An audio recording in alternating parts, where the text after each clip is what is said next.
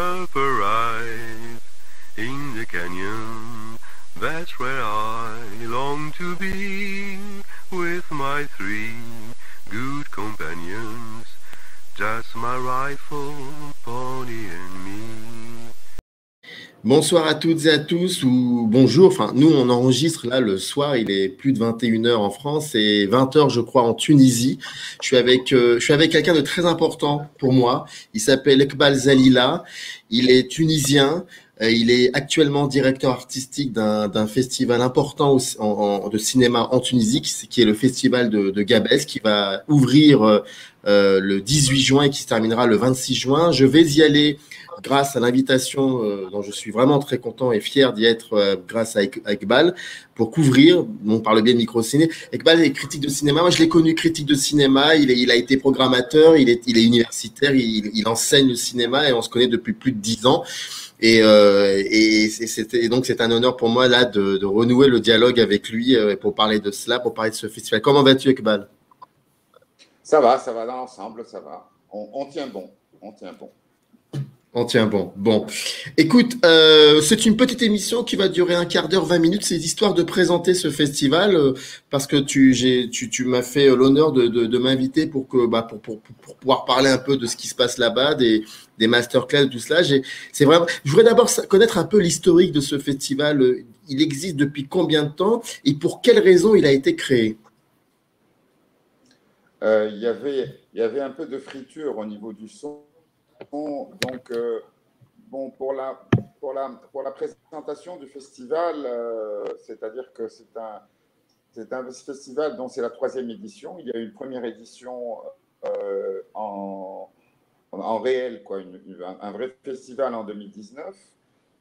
L'idée de ce festival, dès 2019, était d'essayer d'articuler le cinéma à l'art vidéo. Donc, il y a deux grandes sections. En 2020, le festival s'est fait virtuellement, donc tout ce qui a trait à l'art vidéo n'a pas été présenté, évidemment. Il n'y a eu que les compétitions qui ont été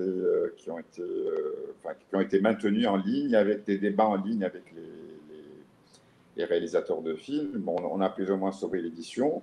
Et puis, cette édition, dont je suis pour la première fois le directeur artistique, j'ai fait partie du comité en 2020. Je n'y étais pas en 2019 et là, je suis directeur artistique pour l'édition 2021.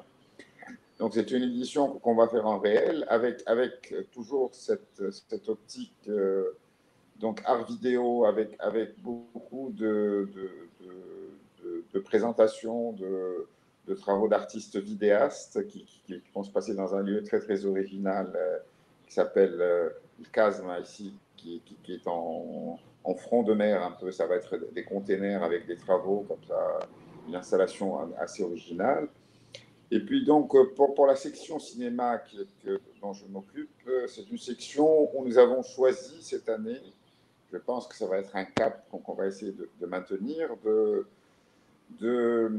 ne pas du tout faire de distinction entre documentaire, fiction, film expérimental et essai.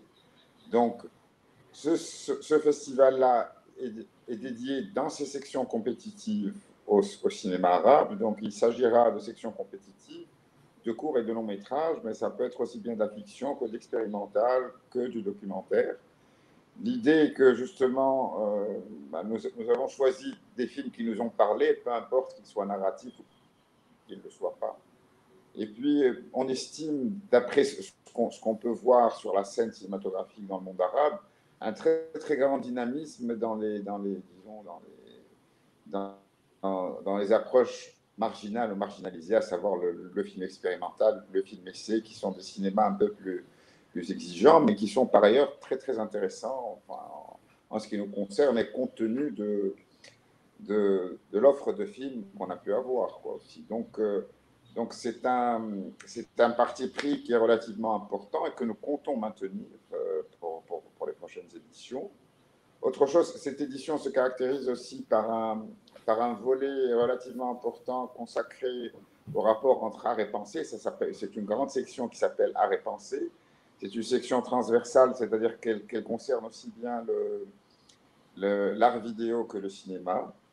Donc pour l'art vidéo, il y aura deux grandes interventions de Philippe Ardenne, qui est un philosophe, professeur d'esthétique, etc., qui va parler d'image. Et puis il y a aussi Michaud, Paul-Yves Michaud, qui est un spécialiste esthétique, mais qui est aussi, je crois, programmateur à Pompidou, je crois, ou responsable de collection à Pompidou. Pour le cinéma, nous allons organiser une rétrospective rencontre avec Tariq Teglia. Donc, l'ensemble de ces films vont être projetés.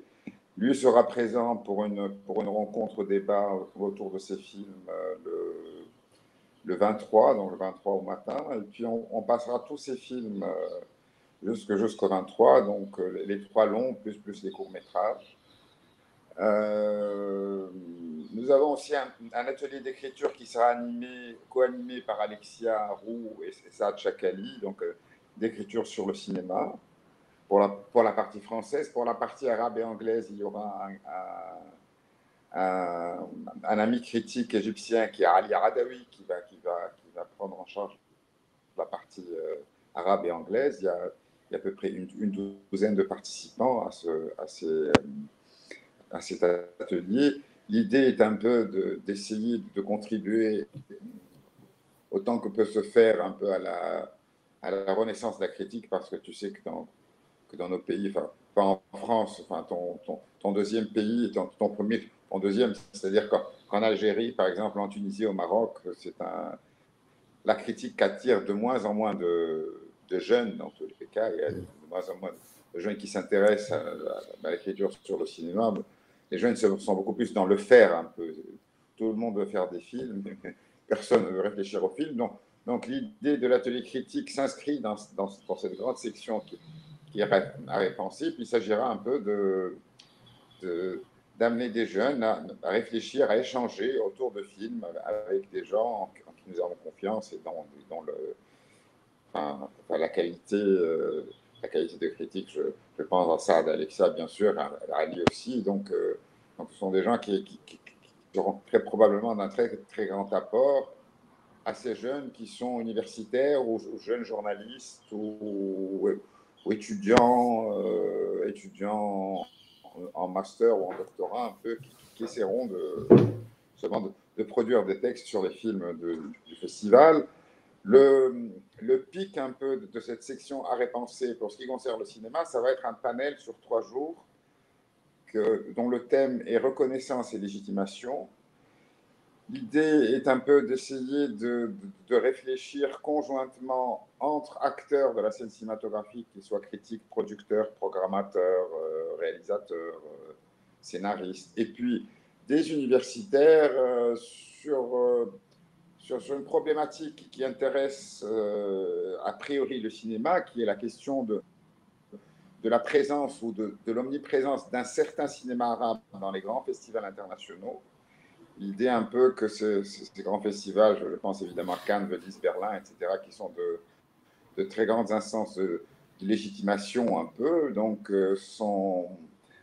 induisent presque, d'une manière peut-être indirecte, un certain formatage de cinéma arabe qui fait qu'il y a plutôt un certain cinéma arabe qui est beaucoup plus exposé qu'un autre que nous défendons.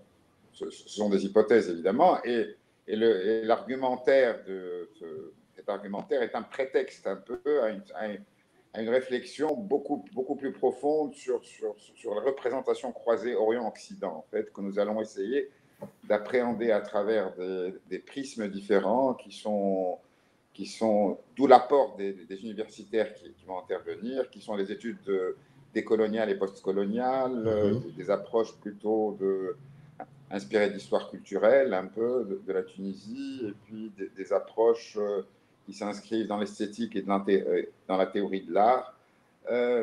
L'idée d'essayer sans faire de procès à personne, évidemment, nous ne sommes pas du tout dans une... C'est-à-dire l'idée d'essayer de voir comment nous sommes perçus, comment nous nous percevons, comment l'autre nous perçoit et comment nous percevons l'autre, en quelque sorte. grosso modo. Évidemment, ce qui nous réunit, c'est le cinéma, puisqu'il s'agit d'un festival de cinéma. Mais l'objectif de ce panel est d'essayer d'aller au-delà pour réfléchir en commun. Et le panel est très diversifié, puisqu'il comporte aussi bien des gens du Maghreb que du monde arabe, que d'Europe du Sud, d'Europe du Nord, etc. Donc ça va être une manière un peu de remuer des idées, de penser collectivement un peu. Ce sont des panels qui existent dans beaucoup de festivals, mais l'idée d'associer un point de vue un peu académique, universitaire, qui peut apporter une connaissance, je pense que c'est une originalité dont nous sommes plus ou moins fiers.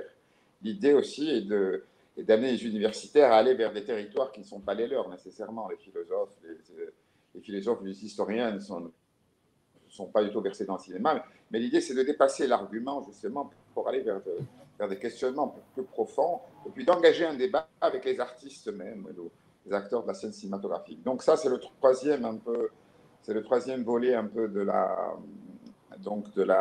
cette grande section Art et Pensée.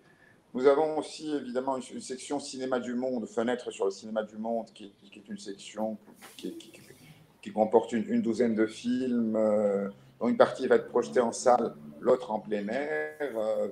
Le programme a été un peu perturbé par le couvre-feu qui est à 22 heures, donc ça va être un peu difficile parce qu'idéalement c'est censé se passer la nuit, mais on s'est arrangé avec des écrans LED, etc., pour éviter justement les reflets. Donc Cinéma du Monde, c'est une section où nous offrons à notre public une sorte de pot pourri un peu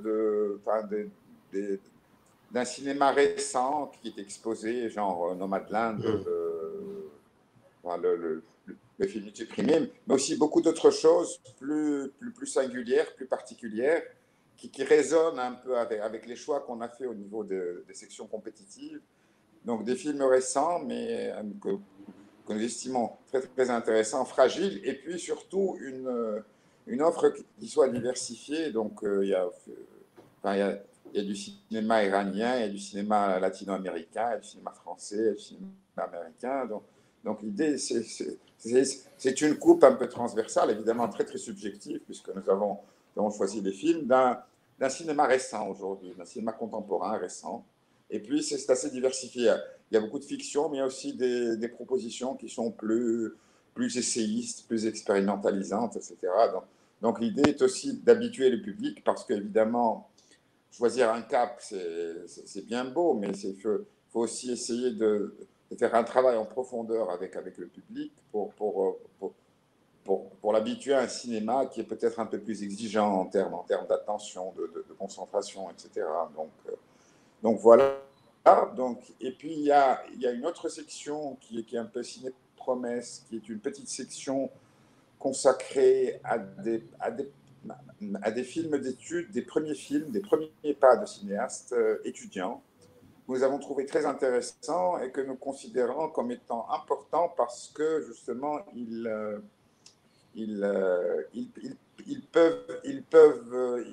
peuvent servir un peu de modèle à tous les jeunes qui assistent à notre festival. Un peu l'idée, c'est un peu de leur dire qu'on peut faire des films même si on est fauché, même si on peut faire un cinéma de qualité aussi. Donc c'est une section à laquelle nous tenons beaucoup, même si elle est petite cette année. Et puis nous avons aussi, du fait de l'implantation géographique de Gabès, qui est une ville qui souffre de très très grands problèmes écologiques et de pollution. Il y a le complexe chimique qui est à Gabès, donc c'est une ville qui est très très polluée. Et donc les questions environnementales et d'écologie sont fondamentales pour la ville. Donc nous avons aussi consacré une section qui s'appelle Cinéterre, en fait, qui est une section qui comporte un certain nombre de films qui traitent de problématiques écologiques. Mais ça reste du cinéma, hein, c'est-à-dire que la problématique écologique, c'est-à-dire que nous avons insisté pour qu'il y ait une exigence comme cinématographique. On n'est pas non plus un festival des droits de l'homme, donc la qualité est censée primer malgré tout. Et puis c'est une manière pour nous aussi évidemment de soutenir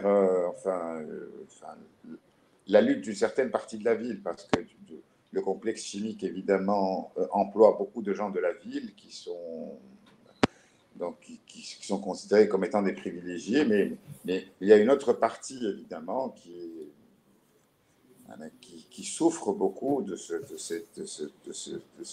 ces conditions écologiques un peu, qui sont plus ou moins désastreuses, d'où cette section cinétaire qui existait, qui n'est pas nouvelle. Hein. C'est une section qui a toujours existé depuis 2019. Donc voilà, grosso modo, l'idée c'est qu'il va y avoir à peu près, donc, pour les sections compétitives, il y aura à peu près 28-29 films, entre courts et longs. Il y aura à peu près 10-12 films en cinéma du monde. Ah, et puis j'ai oublié quelque chose d'important qui est quelque chose qui a été timidement initié en 2019, mais là qui retourne en force, c'est la section VR. Donc il y a un programme de réalité virtuelle avec évidemment un respect très très strict du protocole sanitaire, avec des machines qui désinfectent, etc. Un truc un peu, des installations un peu futuristes, où nous allons projeter 12 à 14 films en VR, selon des programmes évidemment. Et puis nous avons choisi évidemment des films qui nous parlent politiquement. Donc il y a aussi bien du documentaire que du cinéma plutôt écologique. Et puis il y a aussi de la fiction traditionnelle. Donc c'est une section qui intéresse beaucoup la jeunesse et l'adolescence. On avait essayé ça en 2019, mais ça avait très très bien marché. Mais là, la section est beaucoup plus étoffée. Et puis, il y aura parallèlement à ça projection de films en VR qui ont été réalisés par des jeunes de la ville de 19-20 ans, qui ont été coachés par le directeur artistique de la section VR, qui est lui-même réalisateur VR et monteur, qui ont essayé de faire des choses dans le cadre d'un hackathon, quoi. Voilà. Donc ça aussi, c'est une des sections du festival. Donc voilà, tel que ça se présente, ça semble plutôt gros pour nos frêles épaules, mais j'espère qu'on va y arriver. Voilà, c'est-à-dire qu'il y a beaucoup d'engagement de tout le monde, et surtout, il y a une très très belle jeunesse à Gabès qui est très engagée, très très dévouée, et puis qui essaye vraiment de faire bouger les choses, parce que c'est une ville très très importante. Il y a beaucoup d'universités. C'est la plus grande ville du sud-est tunisien. Et c'est une ville qui sur le plan culturel est un peu terne. Donc le festival vraiment apporte beaucoup. Ça apporte une dynamique aussi bien économique que culturelle. Et puis dans le contexte actuel, ça apporte aussi de l'espoir de voir cette maudite épidémie foutre le camp, quoi. Voilà. En tout cas, ce qui est bien avec toi, c'est que je te pose une question et tu me fais mon émission. Mais tu n'as pas changé, c'est toujours intéressant. Si tu me le permets, on se refera une autre interview à la fin du festival, après que le festival se soit écoulé, pour qu'on parle à ce moment-là des films qui ont été projetés et qu'on parle de l'intériorité des films. Là, je sais que c'est un peu compliqué en tant que directeur artistique de parler des films. Je le sais pour l'avoir été, donc je vois très bien ce qu'il en est. Donc on se donne rendez-vous à la fin du festival pour pouvoir parler des films. Mais en tout cas, sache que il y a un lien, le lien du site sera dans le descriptif de cette vidéo. Donc celles et ceux qui regardent la vidéo, qui veulent regarder un peu ce qu'il en est du site du festival, vous y allez. Il y aura, je pense, tout qui sera renouvelé, tout qui sera actualisé, mis à jour. Et puis voilà, le festival normalement commence le 18 juin, c'est-à-dire donc on est vendredi si je me trompe pas, c'est bien ça? Oui, c'est vendredi soir. La soirée d'ouverture, c'est vendredi soir. Bon, écoute, normalement... Mais comme tu sais, moi les soirées d'ouverture, ça fait deux. Donc... Tu dois y être, tu es directeur artistique, là. Tu dois y être. Bon, en tout cas, je te remercie beaucoup, Ekbal. On se reverra, on va se revoir très très vite donc là-bas et puis on pourra continuer à discuter autour de ce festival. Merci. En tout cas, il y avait quelques fritures au niveau de la connexion. Je m'en excuse auprès de celles et ceux qui nous regardent, mais ça reste quand même audible ce que tu as dit et on a bien compris en tout cas la ligne éditoriale du festival. Merci beaucoup, Ekbal, et on se voit très très vite.